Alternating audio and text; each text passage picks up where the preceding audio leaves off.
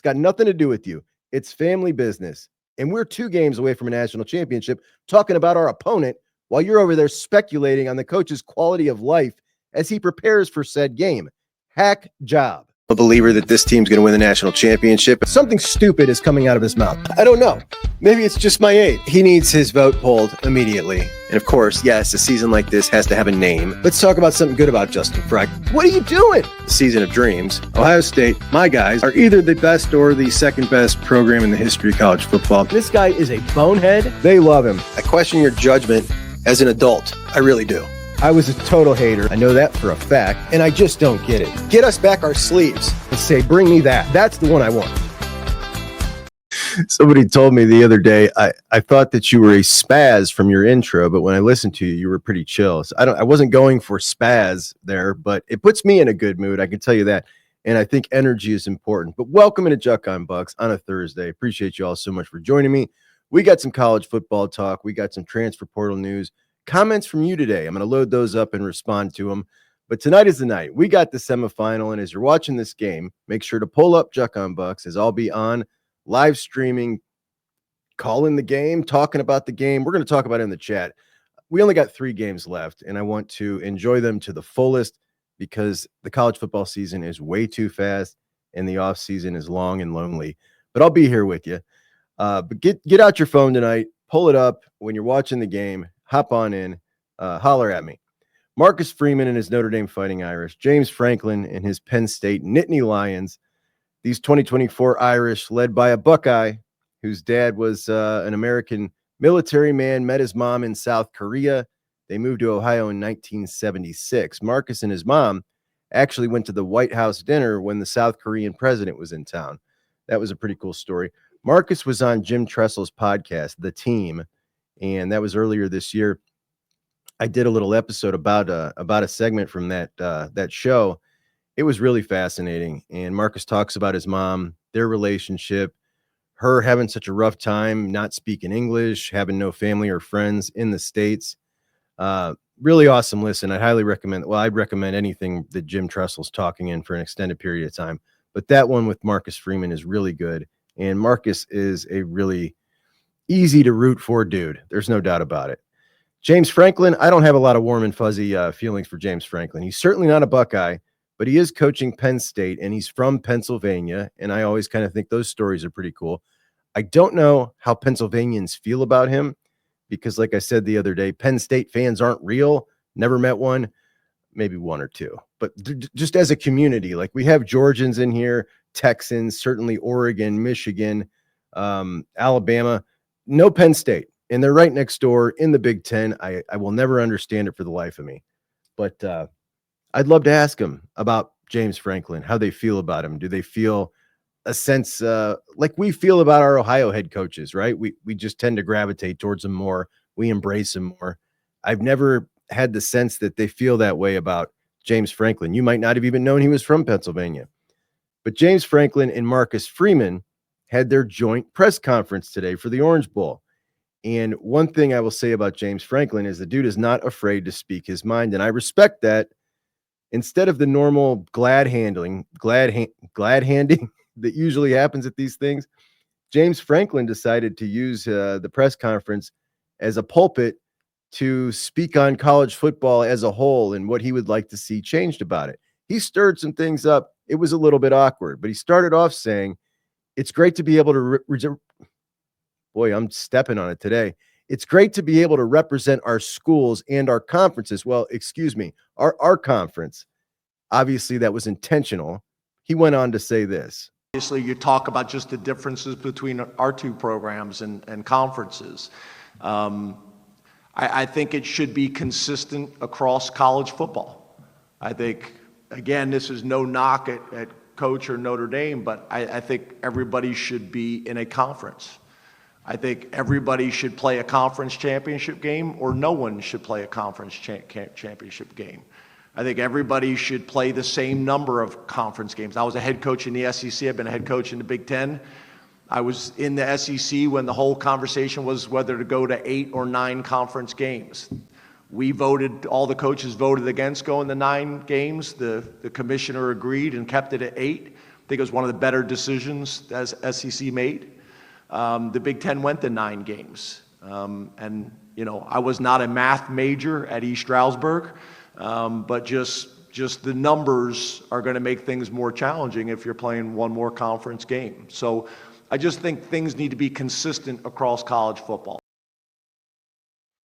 You got a sport with 134 FBS teams, and it was never designed to play a nationwide competition for one champion. We've moved a long way in the last 25 years trying to make it more conducive to that, but it certainly has a long way to go. We've also sacrificed a lot to get to where we are. I certainly missed the Pac-12 this year, but as we move towards more of a national flavor and more of a focus on playing a tournament at the end of the year for one national championship with 68 Power 4 teams plus Notre Dame, which again, that's an issue for a lot of people. Franklin's pretty much on point. And his view is that this is making it harder for the committee to decide, to compare this school in this conference playing 8 games to this school in this conference playing 9. This one with the conference championship, this one without it. How's the committee supposed to judge accurately when every conference is doing their own thing, or one team is not playing in a conference championship, the other one is? Should conference championships even be part of this system? There's a lot of things to work out for sure. And I get it. I get where he's coming from. But at the same time, we've made these changes like bigger conferences. And now we have a huge new problem of 2 teams in the same conference that have drastically different schedule difficulties. Some people have proposed playing 12 conference games, an entire conference slate. While I love the fact that that would give you 12 very competitive games with no cream puffs, there are drawbacks to that too. Smaller schools in state rely on bigger schools in their states to fund their program for the entire year. And you could say, I really don't care about that. If they can't sustain their own program on their own, then it's not a viable business. It's not a viable team. If you can't support it yourself, you're looking for a handout. And that's really not a model of sustainability. And I get it if that's your point of view. Mine's a little different. I love out of conference games early in the season. That's one of the best things of the college football season to me. And those big time matchups, those first 3 weeks, I want to incentivize those as much as we can. If you got 12 conference games, those go away. Though I don't think I would mind 10, maybe with one warm-up cream puff to satisfy those in-state schools, those obligations. I mean, I think that's a really good thing to be able for a team like Ohio State to help out Bowling Green, then Akron, then Kent State, then Miami, Ohio. To be able to do that is a good thing for the state in general, for high school football players looking to continue their careers, and for those MAC schools.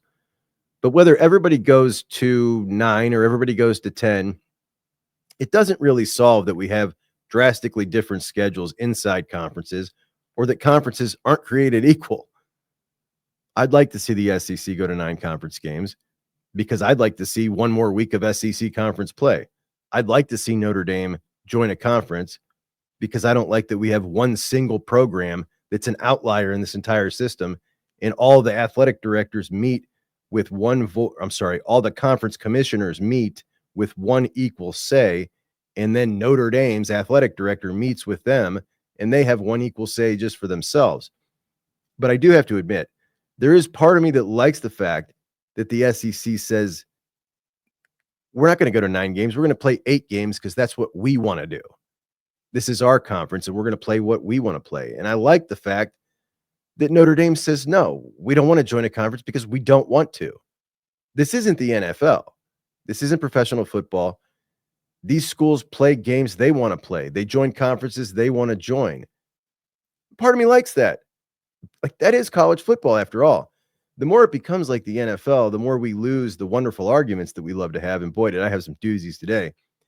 The arguments are a feature. They're not the bug, whether you recognize it or not. I'm sure there's a lot of you that have been drawn to college football over your life because of the great arguments that we have, where we can both be right and argue it tooth and nail to the end. They're wonderful. They're part of the charm of the sport. They don't exist in the NFL where everything's perfect and drawn out and mapped out perfectly. They just aren't there. In the NFL, they argue about things like who's the MVP, and those arguments suck. I like arguments like when the loser of a conference championship now has a 17-game path to win the championship, should you also then punish them by allowing them to drop below a team that was idle? That's a good argument. You can make good arguments for both sides of that. There's no perfect answer to it, and there's no perfect path. We've got all sorts of different wonky things in this sport, and to me, it's part of the charm. But the most controversial thing from yesterday's show was the cap that I wore yesterday. The cap that my lovely wife Nina got me. It's from Ireland. It's an Irish weavers. The Irish weavers made it from Killarney, Ireland. And I thought that she got it for me because she really liked me. And it was also fitting because we were talking about the Fighting Irish. Liked me in it. Not real, of course, she likes me. It never dawned on me the reason that she loves me in it until my buddy Garrison tweeted this. Another question. Is Chuck the Joe Rogan of Buckeye talk? The significance there is my wife has had a massive crush on Joe Rogan since the days of Newsroom. You guys remember that, the show with Phil Hartman? Yeah. And he wears a cap like that. So now I get it. And I won't be wearing that cap anymore.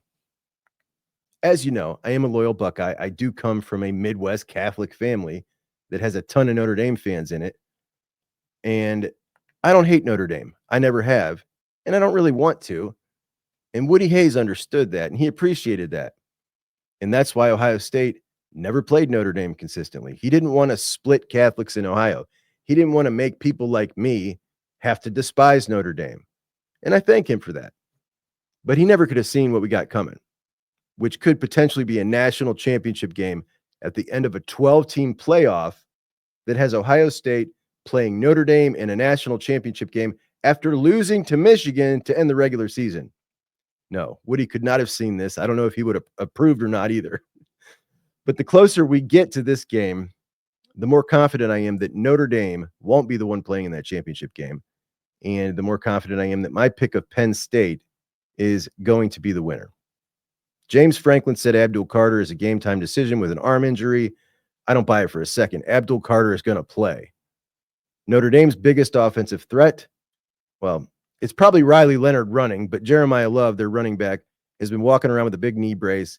And I don't know. He's going to play, but it's not going to be 100%. Riley Leonard with 800 yards rushing on the year, like 2,300 yards passing. He's just not that good, man. And I can't see him doing much on this defense. They'll give him his little rushing yards. It's not going to matter. People have talked about how good this Notre Dame defense is all year. The offenses of note that Notre Dame has played this year: Louisville, they gave up 24 points. USC, 35 points. Indiana, they held them to 17, and some of those were garbage time points. But we all have different opinions on Indiana. The offenses that they've faced outside of them: Texas A&M, Northern Illinois, Purdue, Miami, Ohio, Stanford, Georgia Tech, Army and Navy, Florida State, Virginia, and Georgia. I'm not saying they're not a good defense or a quality defense, but the competition they've played this year, not stellar offensively, that's for sure. And giving up 35 points to USC in their last regular season game of the year, their rival. On the flip side, this Penn State offense that we rag on quite a bit as Ohio State fans, 37, 38, and 31 points in the conference championship and in the two playoff games. That's getting it done when it matters most, even if those playoff teams haven't been the greatest opponents. Much like Ohio State, they're peaking at the right time here. And I think that Penn State's going to win this game. I'm going to go with 28-17 Penn State to play in a national championship game. Amazing. Never would have guessed that at the beginning of this playoff. Oh, wait, I did. I did predict Penn State to play for the national championship at the beginning of this playoff, much because of their route, but I also am kind of a believer. So we'll see if that prediction ends up being right. And we're going to watch that here tonight. So join me at game time. I'd also like to ask you to please hit that subscribe button, even if you're watching over at Menace to Sports. Obviously, you're subscribed over there. If you could come subscribe over on the Juckonbucks channel. We are closing in on a year. We're in month number 11 of Juckonbucks, and I'm shooting for a goal. So if you could help me out, that would be awesome. This first year has been amazing. I appreciate you guys so much for enjoying it with me. I put a lot of work into it to stay as well informed and put on as entertaining of a show as I can. All I ask from you guys is to hit the like button when you watch, and if you could subscribe to the show if you're a repeat viewer and you like it. I don't want to ask you if you're just a one-time, enjoy it or don't. I appreciate you for stopping by. But if you're a repeat listener, please subscribe to all the shows you watch multiple times. It just helps you find it, and it helps out the creator. Now, I suspect that James Franklin and those Penn State Nittany Lions will be tuning into the Cotton Bowl from snowy Dallas. The winter weather alerts are going crazy down in the Metroplex, as they call it. They're thinking maybe up to 8 inches of snow in and around Dallas, and that's a lot of snow for a place that isn't equipped to handle snow. But I did see that they were brining the roads, getting ready for this snowfall. And James Franklin, the Penn State Nittany Lions, going to be watching that game to see who their opponent is in the national championship. The Buckeyes, the Horns, I wonder who they'll be rooting for if Penn State were to win. Ohio State, the devil they know they can't seem to beat, or the devil they don't know in Texas, both of whom got a ton of talent. I don't know. I started off the week feeling like a pretty heavy Buckeye lean, but the more and more I looked into the matchup, the more nervous I'm getting. And I feel like now this is going to be a game till late in the fourth quarter. I think that Quinn Ewers is going to get it cooking at some point, and we're going to give up some explosive plays. I just got a feeling. Maybe it's just me being nervous about it. I don't know. But if Quinn Ewers can do that, get some explosive plays, the running game is going to get going. And Texas needs that running game going to stay balanced. They cannot be one-dimensional at all, or Ohio State will crush them. On the flip side, I do think it's probably hard to believe that Ohio State is going to be able to come out for a third week in a row and have things clicking quite as well as they have. I think there's just got to be some regression, just law of averages, right? At least I'm prepping myself for that.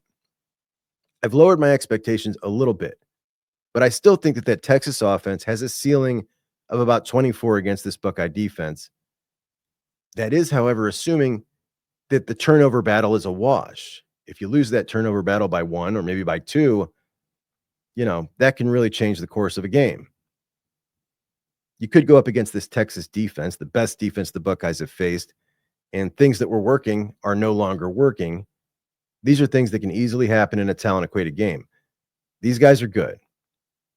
But I did get a comment from one of you guys after I was writing these notes, reminding me that I talked this way about the Tennessee defensive line, and I talked this way about the Oregon defensive line, and now here I am stressing about the Texas defensive line. What's the difference? To be honest, not much, man. Not much. So maybe I shouldn't be so worried about it.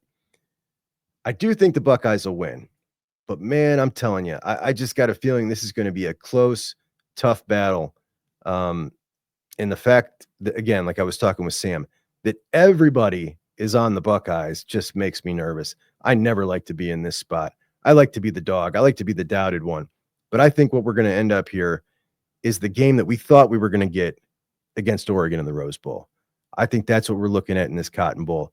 And it might just go down as one of these classics, man. I think it's going to be a good one. I think we are ultimately going to see the Buckeyes coming back from behind 28-24 with another huge play by Travion Henderson, who has been just the most clutch running back I can remember in a long time. He comes through in big games every time. We talked about the small recruiting window contact period that opened on January 6th. It is going to close after Sunday. And this weekend, Damon Wilson, who entered the transfer portal from Georgia, will be in Columbus at the Woody to discuss potentially joining the team. And all signs point to Damon Wilson becoming a Buckeye. I think we should hear this early next week that he is going to be a Buckeye. And this is really big news to me. This is a guy who brings in a lot of versatility, a burst, a twitch, a guy kind of like Justin Hill, who the Buckeyes really wanted in this class of 2025, who ended up going to Alabama. In fact, his recruiting profile coming out of high school in 2023 mentions things like he has the perfect redirect capabilities that suggest he can play the jack role in a 3-4 look, which is exactly what the Buckeyes were recruiting Justin Hill for. a guy who can put his hand in the dirt and who can play standing up. We're talking about a guy who is the 24/7 recruiting profile had him as a member of their freaks list. His testing numbers were off the charts. 4.5 in the short shuttle and a broad jump over 10 feet. He was a power lifter in high school at the 238-pound weight class. Bench pressed a verified 370 in a competition. That's with a rest pause. That's different than lifting in the gym with your buddies where you can bounce it off your chest. Bar to your chest, pause, then they tell you when to go up. Huge difference. And 370 in high school, this is a powerhouse dude. And I got a little clip of him speaking. You can tell, I've heard that his family is really, really awesome, but you can tell just what a respectful young guy this is. This is a dude that's going to fit in with the Buckeyes. Have a listen. Yeah, you brought up your dad a couple of times. How important has he been to your football journey, getting you to where you are? I'm gonna be honest, my parents do live with me right now. I think my dad's gonna be my trainer for my whole life. He's one of the very few people who understand me, as well as my mom.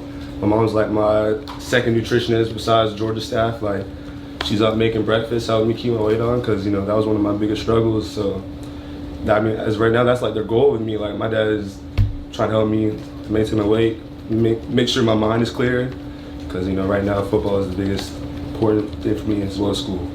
You still like living with your parents?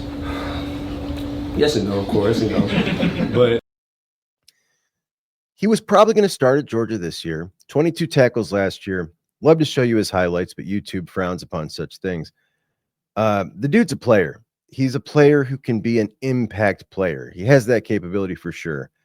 I think he fits in great with what the Buckeyes are trying to do, as we've now heard Ryan Day hint a couple of times at potentially moving to more 3-4 looks next year, which is really exciting, something that we've been asking for a long time, just as observers of the defense, for the defense to play multiple fronts, just to mix things up. He'd be absolutely perfect for that role. And this is kind of the role that if he doesn't end up coming, people were saying maybe CJ Hicks could potentially fit. But that role requires a lot of linebacker play, and CJ Hicks is not a good fit there, as we've seen. Most people want to see CJ move down to the edge. I'd like to see him get that opportunity as well. I think it's his only chance to be a contributor on this defense. It's not going to be at linebacker. Damon Wilson, not the only transfer portal player who will be in town this weekend. Also visiting is Connor Moore. He is a 6'5", 310-pound guard or tackle, most likely a guard, freshman All-American with 3 years of eligibility left, and he is from Montana State. So we're talking about a kid who's not just 3 years of eligibility left, but an excellent freshman year in the FCS, but also from Ohio. He went to Mulberry Lake High School in Northwest Ohio and somehow found his way out in Montana State. Bucks have an opportunity to bring him home, and their competition here is Michigan State. So Michigan State, Ohio State, kids from Ohio, this should be a slam dunk. We want this kid, even though we got some good interior guys coming back, right? Luke Montgomery, Austin Sareveld, Carson Hinsman will move back out to guard, hopefully, where he is much better suited. Still working with Tegra. Then you got Josh Padilla, who's hopefully going to be your center.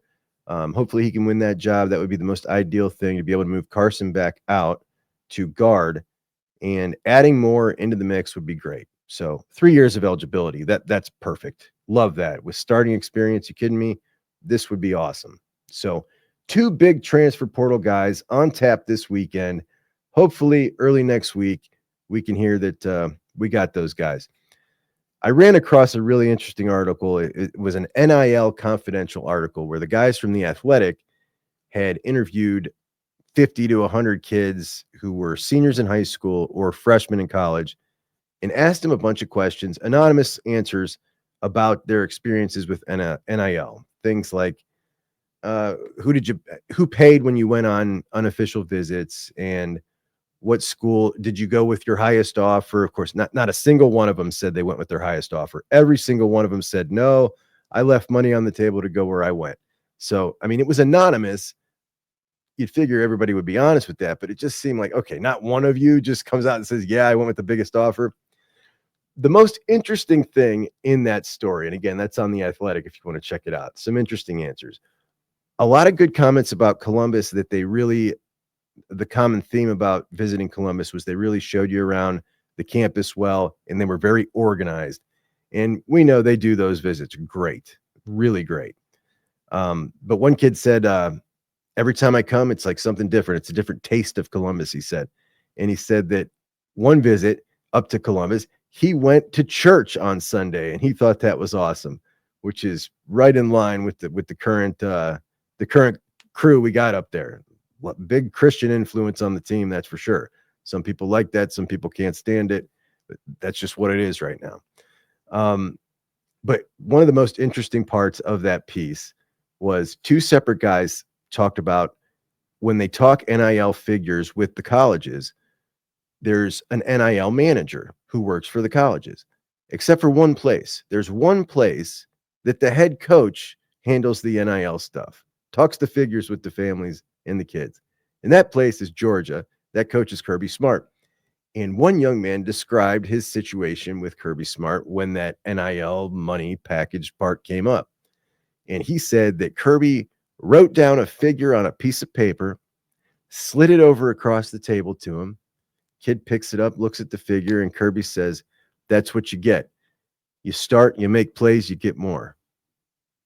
Kid did not end up starting at or going to Georgia, but I think that is, you can just see that in your mind, like Kirby doing that. You got to wonder why a head coach would want to do that himself when everybody else uses an NIL manager. I really don't know, but you can guess that there are some old school coaches who hate this. They don't like it. They don't like to budge. They wish they didn't have to do it and just want total control. The fact that he does take total control of that and that he wants to be the one to deal with that, I don't know what that says about it. I don't know if that's good or bad, but it's something. When it's different than everybody else is doing it. So it's definitely something. Either way, boy, Georgia tearing it up in the transfer portal, tearing it up. Zachariah Brandt, I've criticized them for as great as a program as they are, as great of a recruiting area as they have, and they recruit nationwide better than anybody, as good as anybody, that they don't have impact players on offense, particularly at receiver. And they just went out and signed a couple of doozies, stud receiver from Texas A&M, 6'6", and then this little speedster, Zachariah Branch, out of USC, who we really wanted coming out of high school, and his brother, who's a safety. But they just automatically grabbed two excellent wide receivers, along with freshman Taylor, who we missed out on that they got out of Illinois. So automatically next year you enter with a couple of dynamic pieces in your wide receiver room. And now they've fixed the problem finally. I would say, I think they got a couple of really good pieces there. So the other day I tweeted out before the Oregon game, when the Buckeyes had just landed in Pasadena, they did a couple of little quick hitter interviews. And I was watching, and Will Howard was discussing, and Dennis Dodd from CBS asked Will a question and kind of baited this answer out of Will. And the answer Will gave was, I don't think anybody really beat us this year. I think we beat ourselves. And I clipped that and I tweeted that out. And it went wild. 1.6 million views. It was on Yahoo Sports. It was on Rivals. It was everywhere. I didn't think it was that big of a deal. It was just Will speaking his mind and, speaking a little frustration. But Dennis Dodd was the one who asked him that question. And today, Dennis Dodd wrote an article for CBS Sports that, let's just say, I take issue with, and I want to run you through a couple points of this article and tell you where I think Dennis is wrong. For starters, he titles it, Ryan Day should leave Ohio State win or lose. Ryan Day should take matters into his own hands, leave Ohio State no matter the college football playoff outcome. Subtitle, Day has been on the hot seat after every Michigan loss, but should earn an extension for an Ohio State college football playoff run. Day's never been on the hot seat, as the hot seat can only come from your boss, and his boss has never had him on the hot seat. But seeing that title, we can obviously see what direction he's going. Ryan Day, unappreciated by ungrateful fans who want their coach to accomplish one of his 3 stated goals every year, more than once every half decade, which, to be honest, bluntly, is where we're at. One of those goals in the last 5 years. But here's a couple bullet points from Dodd's Hack Job article. The Ohio State coach could double nicely as a mattress salesman. He'd blend into the background. That's why it hurts so much to see what's happened to him. He deserves better. Sure, he's a millionaire many times over. The Buckeyes on the cusp of a national title appearance. Day is coaching angry. He's had enough. Enough of the fans, enough of the blame, enough of what the job has become. Day has that look because he has in his pocket what might be called the ultimate FU card. For those with sensibilities, we mean forget you. That is forget you who have doubted him. Call this advice more than hope. The Ohio State season ends, win or lose, in this chase for the school's national championship, first one in 10 years. He should get up and check out. He should thank everyone before politely stepping down from his post as Ohio State's head coach. It would be his choice, thankfully, to control the climate for once at Ohio State.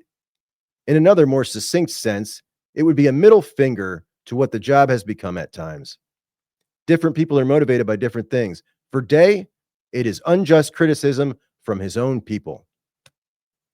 I find it interesting that Dennis Dodd thinks he knows what motivates Ryan Day.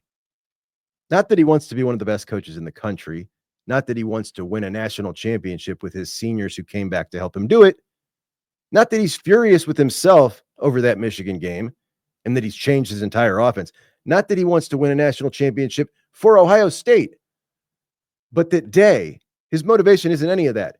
It's unjust criticism from his own people. That is his driving motivator to win a national championship, to give everybody the forget you.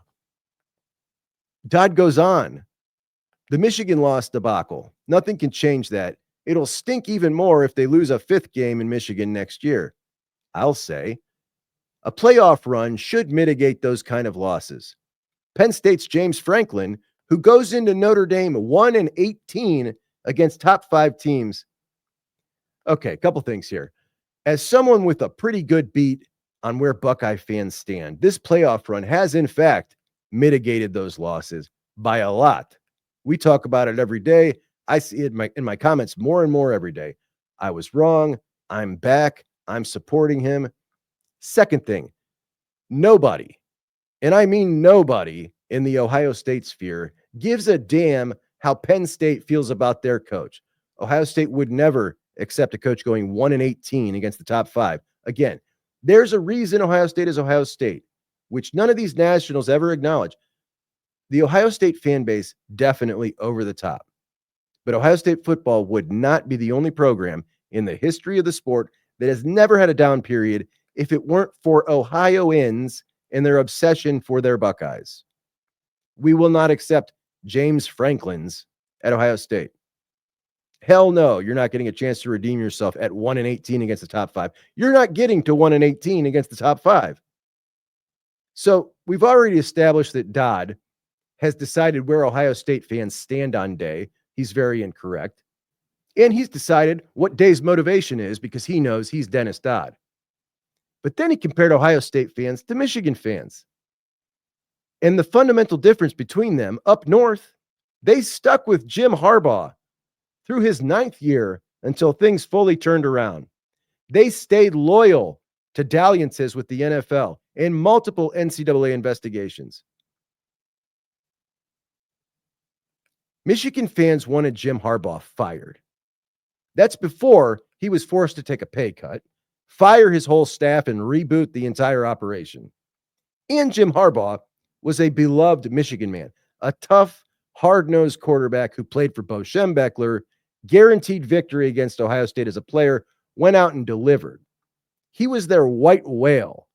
And when they hired him, it was every bit as exciting to them as it was for us hiring Urban Meyer. There is absolutely no comparison between Jim Harbaugh and Ryan Day or his support because they were out on him for years. The Michigan administration stuck with Harbaugh, not the Michigan fan base. They came around when he started winning. Dodd continues. Day might need an exit strategy on his terms. This is becoming a quality of life thing. Again, how the hell do you know anything about his quality of life, Dodd? After the Michigan loss, Day got the quote of confidence from Ross Bjork. It was Day's 10th career loss. He lost twice this season by a total of 4 points. Lane Kiffin lost 3 times this season, including one at home. The difference might be Kiffin having a better social media presence. The difference is Ole Miss is a historical cellar dweller, and Ohio State is a top 3 program in the history of the sport. He's literally comparing Ohio State's head coach to Ole Miss's head coach. Ole Miss, their fan base's slogan is, "We may lose the game, but we'll win the party." That's their slogan. That's the difference, dude. Day definitely shouldn't be roasted over an open fire. If this was the old format, Ohio State would not be in. As it stands, the Buckeyes can win 14 games and still lose in Michigan, and earmuffs, Buckeye Nation. That would be okay. We're obsessing over Michigan because Buckeye Fan has driven us in its converted minivan adorned with scarlet and gray flags to this place. No, Dennis, we're the ones who say what's okay about our team that we love. We're the ones that decide what we value and how much value we put on it. Not the system changing around us, not the athletic director, not the opponents, and certainly not some condescending 70-year-old newspaper sports guy, the bitter old ones that got rendered irrelevant as soon as the public was given options on where they got their sports news. And you said we're obsessing about Michigan because the crazy Buckeye fan brought us here? You don't need to be obsessing about anything. You're not in this family. It's got nothing to do with you. It's family business. And we're 2 games away from a national championship talking about our opponent while you're over there speculating on the coach's quality of life as he prepares for said game. Hack job. Whatever led him to make the changes that he made with the team, with the offense, with the personnel, with the coaching was absolutely the right thing. Whether it be his motivation to give everybody the FU, his anger with himself, his anger with the team, his anger at us, whatever it was, I'm going to bet you $10 million that when he's standing with confetti dropping, he's going to look at Dennis Dodd, his confidant, and say, "Wow, Dennis, it was worth it all." My goodness, man. This has been going on, guys, for 6-7 weeks now. People pointing their finger at the Ohio State fan base, telling us what we should and should not care about. And they take this weird high moral ground. Like, this is college football. We should be encouraging things like rivalries still mattering. These are the things we've all been so angry about for years that have been torn down. Texas and Texas A&M not playing. Last year was the last year of Bedlam. Oklahoma and Oklahoma State no longer playing. And we are incredibly passionate about our rivalry, the best in American sport. And we got all these buffoons telling us we shouldn't care. Anybody who threatens Ryan Day is a total lunatic, but somehow that always makes it into their article. Ryan Day receiving death threats. Nobody stands behind that. Everybody wants those idiots, psychopaths, caught, prosecuted to the fullest extent of the law. Nobody should have to live like that. Quit lumping psychopaths.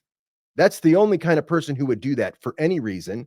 Quit lumping psychopaths in with normal fans. That pisses me off too, man. I'm so sick of hearing that. Ohio State fans are so crazy. Ryan Day needs bodyguard. No, there are psychopaths in this world who are so crazy that Ryan Day, a guy in a very public, high-profile job, has bodyguards at his house. That's why he has bodyguards, not from Ohio State fans. Okay? We all agree nobody should have to go through something like that. But this guy running around here insinuating like he knows the coach's motivation is insulting, telling us we shouldn't care is insulting, calling us crazy is insulting, or in our minivan with our Buckeye regalia. This is so condescending and so over the top ridiculous. I can't even take it, man. This business has got nothing to do with anybody outside the family. It's ours. We'll handle it just fine like we always have. And that's that with that. Let's go through some of your comments and some of my pictures I had to share with you today. Number one, G. Scott outside in the snow, rallying on the troops before they get on the bus. We got Sonny Styles and Cody Simon walking together towards said bus. And Sonny Styles has the ability to make anybody look small, including his running mate, who is a big dude. That is just a mammoth human being. This here is the Rivals recruiting makeup of the rosters of the Final Four teams. Notre Dame, 1 5-star, 58 4-stars, 28 3-stars. Penn State, 3 5-stars, 44 4-stars, 38 3-stars. Texas, 7 5-stars, 43 4, 25 3. And Ohio State, the team with the best blue chip ratio in the country. Again, these are Rivals numbers. 13 5-stars, 55 4-stars, 10 3-stars. 10 3-stars on an 85-man roster is just bananas, guys. That is bananas. It really is. We're going to see that change, and that's a good thing, as we are seeing with NIL. You can't just load up on the highest rated 4-star on down the line. You can't do it anymore. They'll leave. So you get, like Heartline did this year, Quincy Porter, who, by the way, Quincy Porter, who I said all along was better than Jamie French when everybody was freaking out about Jamie French, out at the Army All-American Bowl, is absolutely showing out, turning all the heads. Jamie French, matter of fact, I got a clip from Jamie French to show you. 35-14 Texas, man. Hook 'em, baby. 35-14 Texas, hook 'em, baby. In your dreams, and Quincy Porter showing out. But my point is, Brian Hartline goes and gets the top dog, Quincy Porter. And then he gets Phillip Bell, a guy who's, mid-range 4-star kid. Then he goes and gets his specialized slot receiver, Des Jones. And then he goes and gets his project kid from Ohio. 4-star kids, yes, but BP Miller jumped from a 4-star or a 3-star up to a 4-star after Ohio State offered him. Phillip Bell was a guy who was a 5-star originally when he first hit the scene as a sophomore, and then dropped down to a mid-range 4-star. Des Jones is a guy who was undervalued. Heartland did a great evaluation on him. He's a perfect slot guy for him. And he's not just going and grabbing all the highest ranked guys that he can, which is what he has done in some classes before, because he knows you're going to lose them. So you want to stagger the talent. And they're taking that philosophy all across the board. We saw it in the defensive line this year. I think it's a great, great philosophy to take. And when we look at guys in and guys leaving, the Buckeyes are standing great. And I think what I'm about to share with you is a really good indicator of program stability. We look at a couple programs, and I'm going to tell you how many players they currently have in the transfer portal exiting. Florida State, 23. Texas A&M, 23. Auburn, 19. Oklahoma, 27. USC, 21. Nebraska, 20. Alabama, 24. Michigan, 19. Then we look at programs who are consistently very stable winners. Texas, 9. Clemson, 5. Notre Dame, 3. Georgia, 13. Ohio State, 11. Oregon, 8. So you see the difference here. Some other programs. LSU, 18. Ole Miss, 17. Tennessee, 18. By the way, Tennessee, 18 out. They've only signed 2. I think the Buckeyes might have broke Tennessee, guys. They might have broke them. I don't know. 18 out, 2 in. But my point is, you want to limit this as much as possible. And the Buckeyes are taking this strategy in recruiting to aid this, to keep guys around in the system developing. I think it's perfect. The ticket prices for the Cotton Bowl start at $208 up to $1,700, about the same for the Orange Bowl. Unfortunately, the tickets right now for the national championship game start at about $1,300, and it's going to be a pricey one, guys. Hopefully we get in, but it's going to be a pricey one. Oh, your boy, Ryan Day reacts to a question from journalist named Jeremiah Smith. My tweet, check this out, guys. On three, we made it. We made it to on 3. How about us? Look at us go. Now a couple of your comments. The one thing this is from Oliver Truman Jr. The one thing I've noticed about Ohio State football over the decades is that they show up and fight through adversity when you least expect them to. To be completely honest, they deserve better fans. Way too many grown adults throwing kids under the bus. Now, Oliver, I totally agree that the Buckeyes over the decades have shown up and fought through adversity. when we least expect them. I think that they have the best fans in the country, and I think that the people who have thrown the team under the bus have done so with the coaching staff. One could also argue these are, not really kids. They're kind of professional athletes now. Not that I advocate throwing the players under the bus, as you say it, but best fans. Here's from a Texas fan. Oregon being rusty from 4 weeks of not playing football made Ohio State look better than they are. Keep telling yourself that, buddy. Dr. Nance, Travion Henderson has been terrific. I think he might be the difference in this game versus Texas. Just tough as hell. He is. He is so clutch. He has come through with a big play in almost every single big game we've had in the last 2 years. You just look back at him. Notre Dame, Indiana. Did he have a banger in Penn State? Penn State was more Quinshawn's game. Both Oregon games. He always comes up with a big one or two. Jake, I think for me personally, Juck, I'm leaning more towards extreme confidence in our Buckeyes than I am discounting Texas's ability to play us competitively. I also don't trust Sark. Got a lot of that. A lot of us extremely confident, but also respecting Texas, which is kind of the way I'm approaching it too. Texas guy says the Texas secondary is real good at being in the right place at the right time. There's a reason they have 21 picks, and that is impressive. The Architect, love this team, but as a lifelong Buckeye fan, I can even admit that one of the main prerequisites for greatest team ever is an unblemished record. I got to disagree. I got to disagree with the Architect because of this system. When we look at Ohio State's team this year, should they go on to win the national championship, they will have beaten 6 top 10 teams.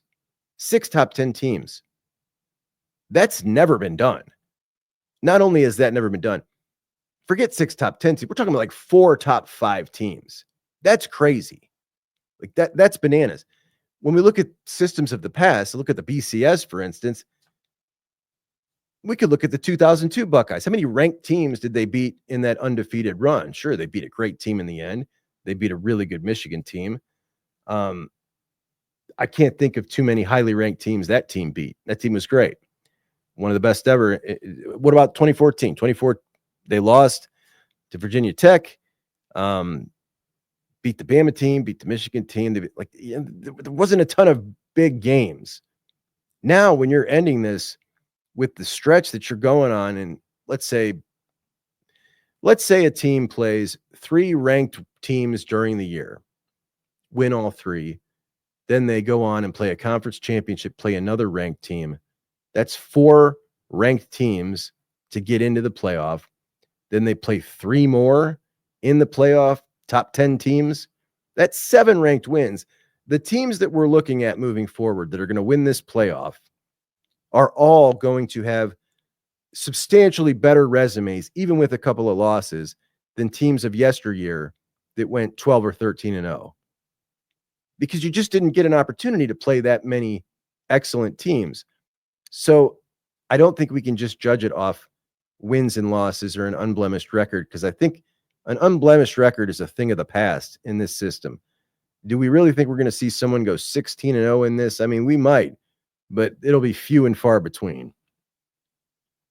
Stephanie, the OG Juckeye, came up with the name. Juck, if you have to narrow it down to one guy for your wall, can it be anyone other than Cody Simon? Possibly Trey or Jack, but it's got to be the Block O. Now, if you want the best player who will be the biggest reason they win it all, it's 4. That's before he plays the next 2 seasons. He may go down as the greatest Buckeye ever on both the collegiate level and the pro level. He's unbelievable. I don't disagree with you in any of that. And she is talking about a jersey on the wall. I said, if the Buckeyes win it all, then somebody from this team has got to go up on the wall. And what I'm going to do is I'm going to replace that Boza jersey, not because I don't love Boza, because that's a junk jersey. I hate that jersey. It's kind of off-colored. It's a knockoff jersey. So I don't like it. So it's going to go right there. But I'm going to tell you who I'm leaning towards right now. And I think what we'll do is we'll take a Juckeye vote. Who makes the wall? And that is Jack. And I'm leaning towards Jack because I feel like Jack represents everything that we love. and he's from Ohio. And I'm definitely leaning that way. But we'll see. We'll take a group vote. We'll see who makes it on that wall. If this team wins it all, somebody's going up on the wall. That's for sure. Buck Rational says, best thing I've heard all week from the pundits, the number one priority for Texas in this game is to simply survive the first quarter. How awesome is that? That is fun to hear when they're playing your team. Texas Longhorn fan says, I think Ryan Wingo, who is similar in size and athleticism to Jeremiah Smith. No, we're not doing this. Not the same thing. They're from two different planets. Ryan Wingo from Earth, Jeremiah Smith clearly not. It's not a comparison. It's just not. I'm sorry. Anyway, guys, that's our show. Please do me a favor and like, subscribe. I appreciate you all so much. And I'll be back at you this evening when we play we don't play it. We're going to watch it. But we're going to watch it here together. The Notre Dame Penn State game. Talk to you then. Juckonbucks out.